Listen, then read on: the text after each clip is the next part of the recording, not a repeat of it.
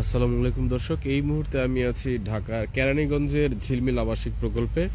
আপনারা হয়তোবা অনেকেই চিনেন বা অনেকে চিনেন না। এই জায়গাটি হচ্ছে যে কেরানীগঞ্জ অর্থাৎ পাসপোর্ট আঞ্চলিক যে পাসপোর্ট অফিসটা, সে পাসপোর্ট অফিসের একেবারে পিছের জায়গা। এখন আজকে এই জায়গাটি আসলে ক্যামেরার সামনে আনার মূল কারণটা আমি বলছি।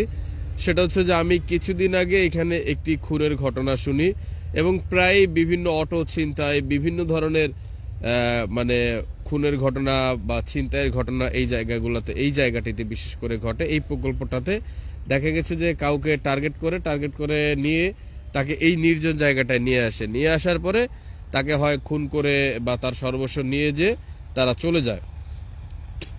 কে বা কারা এই কাজগুলো করে সেই তথ্য আমরা দক্ষিণ কেরানীগঞ্জ থানা থেকে যেটা পেয়েছি সেটা হচ্ছে যে এখানকারই হয়তো বা কিছু স্থানীয় লোকজন বা কিছু স্থানীয় বখাটে ছেলে পেলে তারা এই কাজগুলো করে থাকে, যারা ঢাকার বাইরে থেকে আসে বা একটু সামনে সিএনজি স্টেশন রয়েছে, সিএনজি স্টেশন থেকে উঠে ঢাকার দিকে যেতে তাদেরকে টার্গেট করে এই কাজগুলো করা হয়। দেখতে পাচ্ছেন জায়গাটা একেবারেই নীরব।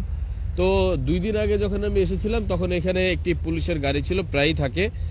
তো সেই পুলিশ আমাকে বললো যে আপনি এখানে কেন আসছেন, এখানে এমন কোনো দিন নেই যে মানুষের লাশ পাওয়া যায় না। তো কেরানীগঞ্জ থানার ওই পুলিশের কাছ থেকে আমি তথ্যটা শুনে একেবারে পুরো পিলে চমকিয়ে গেলাম যে একজন পুলিশ বলছে যে এমন কোনো দিন নেই যে এখানে লাশ পাওয়া যায় না। তার মানে বুঝতে পারছেন যে এই জায়গাটা কতটা ভয়ঙ্কর একটি জায়গা। আমরা দেখেছি যে প্রায় ফ্রাইডেতে নির্জন জায়গা বলে অনেকেই এই জায়গাগুলোতে ঘুরতে আসে। তাদের জন্য এটা একটা সতর্ক বার্তা, যারা কাপল নিয়ে ঘুরতে আসেন বা যারা ফ্যামিলি নিয়ে এই নির্জন জায়গাগুলোতে ঘুরতে আসেন তারা খুবই সাবধানে থাকবেন, তারা খুবই সতর্ক থাকবেন। কারণ যারা ঘুরতে আসে তারাই ট্র্যাপে পড়ে। যারা সিএনজি নিয়ে এখানে আসে, দেখা গেছে যে ঢাকা থেকে একজন বলল যে ভাই সে কেরানীগঞ্জ যাবে, সিএনজিটা নিয়ে এসে সে সরাসরি এইদিকে ঢুকানোর পরে এই ঝোপঝাড়গুলোতে কিছু দুষ্কৃতিকারী বসে থাকে। পুলিশের তথ্য মতে আমি থেকে শোনা, এই ঝোপঝাড়গুলোতে সশস্ত্র বসে থাকে বিভিন্ন দুষ্কৃতিকারীরা, এবং তারা প্ল্যান করে যখন সিএনজিটা ঢুকে তখন সেই সিএনজিটাকে ছিনতাইও করে বা অটো আসলে অটোটাকে ছিনতাই করে এবং সেই লোকটাকে প্রয়োজনে তারা মেরেও ফেলে। তো এই ধরনের ঘটনা এই জায়গাটিতে প্রচুর পরিমাণে ঘটছে। এই যে আমি এখন যে হাঁটতেছি একেবারেই নীরব। এখন যদি আমাকেও কেউ এখানে মেরে ফেলে চলে যায় তাহলে হয়তো আমার চিৎকারের শব্দও কেউ পাবে না। জায়গাটা এতটাই নীরব। তো যার কারণে এই জায়গাটি আপনাদেরকে দেখানো। সবাই সতর্ক থাকবেন এবং সবাই একটু এই জায়গাগুলোতে আসলে যদি কোনো পুলিশ প্রটোকল না থাকে তাহলে কখনো এই জায়গাগুলোতে আসবেন না। কারণ এরকম অনেক ঘটনা আমরা শুনতেছি, অনেক ঘটনার সাক্ষীও আছে। তো যার কারণে আজকে এই জায়গাটি লাইভে নিয়ে আসা।